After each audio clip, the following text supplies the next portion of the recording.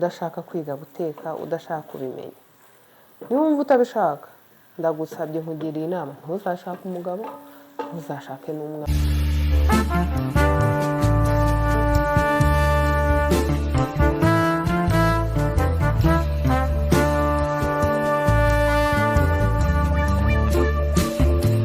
Neza, amahoro y'Imana bane namwe, kanizere ko mumeze neza.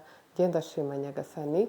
Hari vlog nigize gukora mu gisibo kiri hafi kurangira, mbereka ifi nari natetse. Hari iyo twize gukorana na Romeo, agafire kari mu sosi y'umuhondo, ibiki n'ibiki akomora kibuka. Rero nyuma muri vlog nakoze muri kiriya gihe, harimo ahantu nari ndi guteka ifi. Umuntu umwe arambwira ati rero ntabwo watweretse ukuntu watangiye uyiteka kugeza usoje. So rero kubera ko uyu munsi byari biri muri gahunda y'ibintu ngomba gukora, navuze ngo ngombe nsubize umuntu wambajije aciye inbox. Hari n'abandi baciye muri comment baravuga ngo uzatwereke iyi fi ngiye guteka. Ushobora kuyirya uri umuntu mukuru, iroroha kuyiteka, itwara umwanya mutoya. Ushobora kuyitekera umwana uri kwiga kurya akayirisha ubugari. Ushobora gukora isosi yayo, uko njye kuyiteka nyine iyo sosi, ushobora kuyifata ukayishyira ku muceri ukarya uri umuntu mukuru, ugaha umwana. Murabizi ifi ni nziza mu buzima bwacu twese. So rero muze murebe ukuntu ngewe iyi fi njya nyitunganya. Hano hari ukuntu njya nteka ifi mu buryo bwinshi bugiye butandukanye. Imana ninshoboza nabwo nzabubereka, ariko iyi file ubu buryo ngiye kubereka nyiteguramo buba bworoshye, ibiryoshye, ibimeze neza mu buryo bwose bushoboka. So muze rero mubane nanjye murebe ukuntu ino fi nyitunganya. So iyi ni ifi rero, ni file imwe. Ndakoresha n'igitunguru, nkoreshe na tungurusumu, nkoreshe n'inyanya. Hano izi ni inyanya ebyiri twarabye. Nkoreshe n'amavuta, aka kantu mumaze kukamenya ko kaba karimo amavuta. Black pepper ntabwo yabura mu biryo by'iwanjye. Umunyu, ndakoresha na magi imwe ko ndakora isosi nkeya kandi sinshakamo magi nyinshi. Nkoreshe na soya sauce, nayo nijya ibura mu biryo bya hano. Nkoreshe iyi bolo.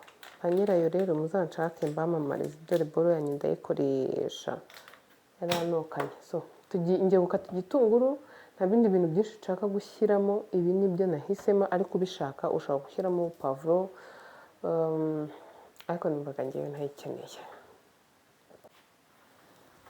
Dukata igitunguru rero. Ubu ndibaza muri kureba neza noneho kwa kuntu njya ngikata. Hari abantu mwambwiye ngo ntabwo byari biri kugaragara igihe nari ndi guteka umuceri.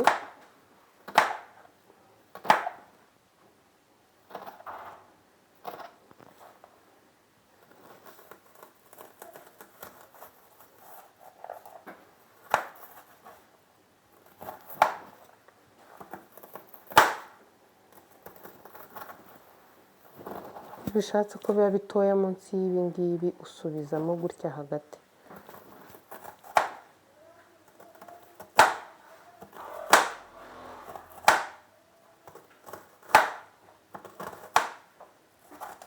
Iki gitunguru rero kirabaye.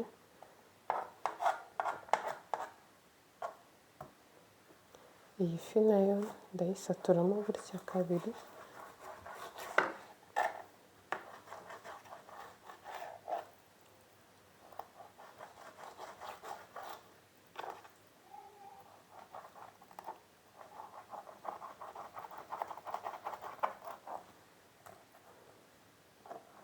Hano naho ni kabiri.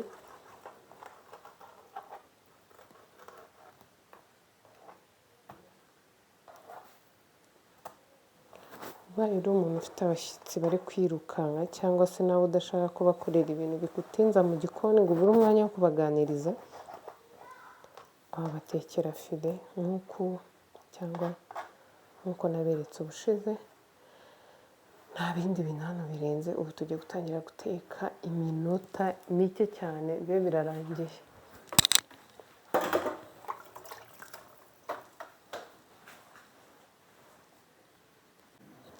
isafuriya imaze kumuka ngiye gushyiramo amavuta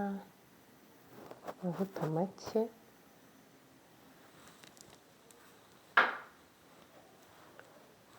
ubundi tuhite dushyiramo igitunguru,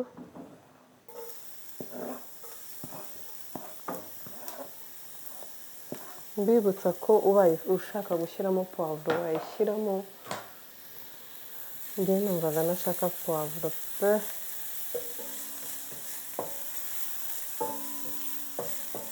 Hari igihe umara iminsi uri kurya ikintu cyane, maze iminsi ndi kurya puwavuro cyane, niyo mpamvu rwose ntashatse ko ijyamo, numvaga nshakwiha agahenge. Byiza cyane ko uteka igitunguru wabona gitangiye kuba brown ukabona gushyiramo ibindi, apana kurindira ngo igitunguru gishirire umenye ko cyahiye. Hari abantu benshi mumenya ko igitunguru cyahiye ari uko cyashiririye, biriya bintu ntabwo aba ari sawa pe, habe na busa. Ku buryo ujya kurya isosi ugasanga hari ahantu harimo udutunguru wagira ngo bagiye batunagamo nyuma badutoye nk'ahantu mu makara, niba ukabona ntabwo dusa neza pe. Nuko ubona kimeze cyose kitarahinduka kiba cyahiye. Niyo mpamvu ubu tugiye gushyiramo inyanya, ko igitunguru cyo kirahiye.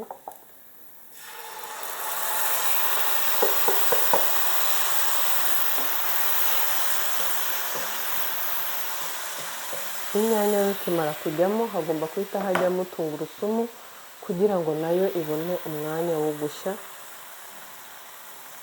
Tungurusumu ngiye bidahiye mu biryo ntababeshye, mba numva nafuma nkabireka.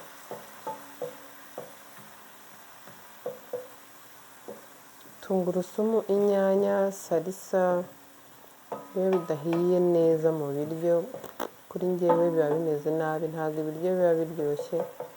Gusa kuri rusange ikindi kintu nzi abantu benshi bahuriraho, iyo inyanya umuntu atazihishije kumwe na salisa, ibiryo biba birimo isukari, biba bifite n'ukuntu birimo birasharira.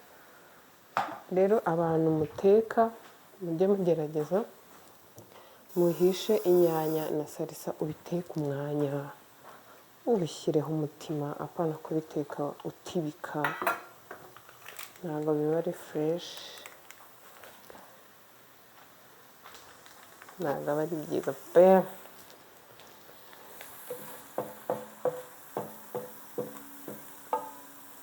Murabona ko inyanya zo zahiye ariko ntabwo zirashya neza. Ngiye kongeramo, ngewe sinzi byose mbyita salisa, ntabwo mvuga ngo ni iyi n'iyi, byangiyemo kuvuga salisa nyine. Ukoresha sosi tomate ushaka.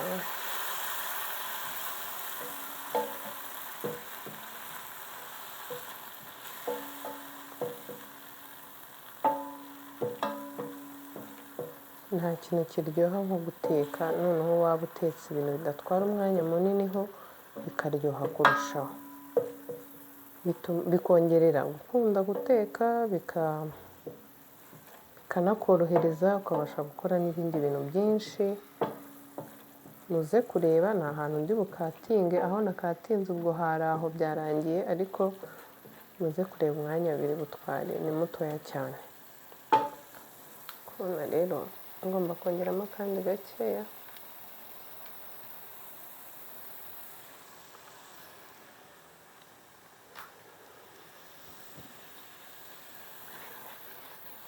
Ndi umwana nakunda kurya salisa mbisi, ariko ubu byaragabanyutse. Nabonaga mu rugo bagiye kuyiteka, tamba hafi nkayikurira nkayimara, ubundi inkoni zikaza nyuma. Ayo ni amazi nanyujije mu gasekuru ka tungurusumu, niyo ndimo kongeramo. Amasegonda make cyane, tureke salisa yacu ishye neza nta muntu uri kuyinyuzamo utuntu twinshi. Mu gihe ndi guteka salisa n'inyanya, reka mbe mbashimira abantu mwambwiye ko nzi guteka. Ndabashimira umunsi ku wundi. Guteka ndabikunda, guteka narabyize, guteka nakuze mbibonana abantu b'iwacu, abamama n'abatante na mama wanjye.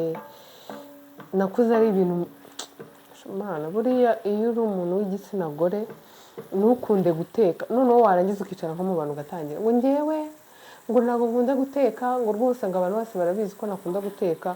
Ntabwo aba ari byiza. Ubwo se n'ubu uzabyara cyangwa ukagira umugabo ugasanga uwo mugabo arifuza, buriya bimwe mu bintu bituma umugore aba mwiza, uretse amagambo yanjye mugiye kuba mvuga kano kanya, muzabaze n'abandi bantu bakuru, mu bintu biranga umugore mwiza no guteka birimo. Ngaho ibaze, buri muntu wese aba yifuza kuba umugore mwiza cyangwa umumama mwiza. Ngaho mumbwira abantu mudakunda guteka mukumva muri na proud kabisa, kandi mukaba mushaka ngo abagabo, mushaka kugira nyine famille, ukagira abana. Abo bana se nibaza ninde uzajya ubatekera ma? Cyangwa abana bazaza badakenera kurya? Niyo mu rugo mwaba mufite abantu 10 na bangaye babafasha imirimo yo mu rugo, uko byagenda kose abana bakenera kubona mama yabahaye umwanya akagenda akabatekera. Kandi uko umwana abangana kose nubwo aba ari mutoya bijya mu mutwe, ukamutekera. Umugabo wawe ashaka kubwira ati ntabwo uyu munsi nshaka kurya ibiryo bitatetswe nawe. Ubundi ukambwira ngo wahita ubimenya ako kanya. Umuntu utakunda guteka, umuntu w'igitsina gore niwe ndi kuvugana nawe, udashaka kwiga guteka, udashaka kubimenya. Niwumva utabishaka, ndagusabye nkugiriye inama, ntuzashake umugabo, ntuzashake n'umwana. Kuko ushobora gushaka umwana utashatse umugabo nyine ngo mubane, birashoboka. Buri wese afite ukuntu apanga ubuzima bwe. Ariko rwose guteka ni byiza. Buriya umuntu utarize guteka yahimye iki? Igifu cye. Guteka ni byiza, guteka biraryoha. Ibyo nari nashyizemo byahiye, ngiye gushyiramo soya sauce gakeya, isosi itambana umukara.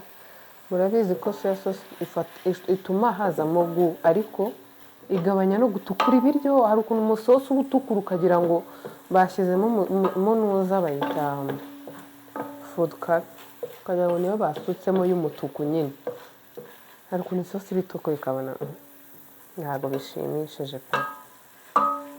Rero soya sauce ishyiramo ikagufasha kugabanya uwo mutuku, ikazanamo n'akagu, ukabona nyine isosi irasirimutse. Mugabo mujye muteka ibintu mubona bisirimutse, ibintu biryoheye amaso yanyu, biba byiza. Imyenda nayanduje nyitera amasosi. Ngiye gushyiramo black pepper nkeya, nshyiremo na ya magi imwe,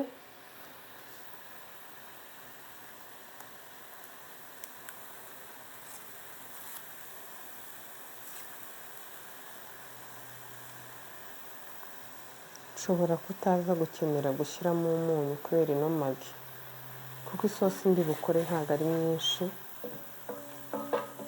Ni isosi ngiye kurisha ubugari, kandi ngewe iyo ndi burye ubugari ntabwo nkenera ibintu by'imisosi myinshi pe. Ko buriya isosi nyinshi ituma umuntu ahaga ubugari vuba, ahita yumva bumusemye. Ubugari rero iyo bufite isosi yumutse aba ari sawa, nyine bidajandamye cyane. Cyangwa se ukabirisha ngo ubugari bufite isosi. Iyo uriye ubugari utakoresheje nyine isosi, ugakoresha ibintu byumutse, bituma nyine urya bwinshi. Ariko iyo ari isosi buba buke. Aho kubera ko umuntu atahora arya indyo imwe, umuntu aba agomba guhindura. Akora agasosi gake cyane. Kanze mbereke ukuntu iyo sosi ingana, ubundi tubisoze. Ndebe ko ni isosi ingana, ni nkeya kandi nta n'ubwo iri buvemo ingana gutya kubera umwanya wo kuyireka nyine igashya.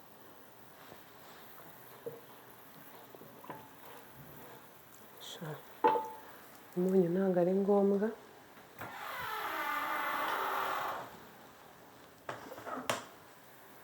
Tugiye gushyiramo ifi.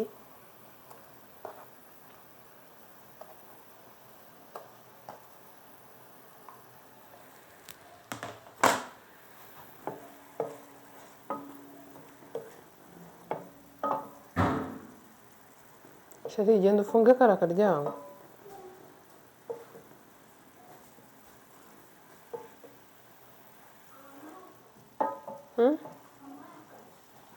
Akaze?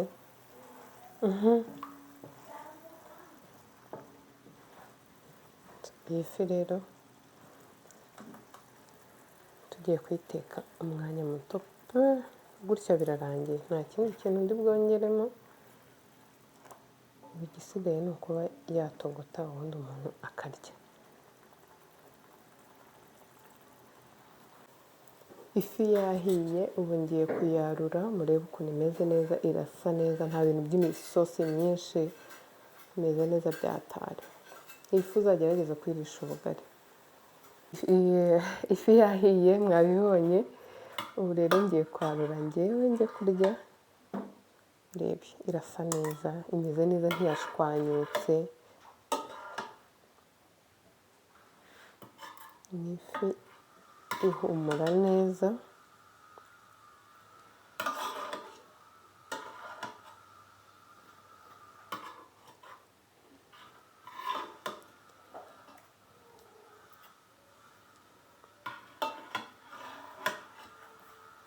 Iyi fi iyo uri kuyiteka ntabwo bisaba ibintu byo kugaragura cyane, byo kugira gutya. Iyo ukojejemo inshuro zirenze ebyiri yamaze kujya ihita ishwanyagurika. Ifi rero muzayigerageze, iraryoha, igenda ku biryo byinshi cyane. Ndabakunda abantu mwarebye video yanjye. Ikindi sinagenda nababwiye ngo mujye muri Sunroots muhamagare 0792365510 muri Sunroots bakorera i Nyamirambo hara kwa Gisimba hafi na station. Wahageze ukabahamagara cyangwa se ukagira ubaza ntago wahayoberwa, mubagane, bafite product nyinshi cyane nziza, harimo n'iyatumye njya ku gatayi nk'aka ngaka abantu benshi mwifuza. Ndabakunda rero, bye.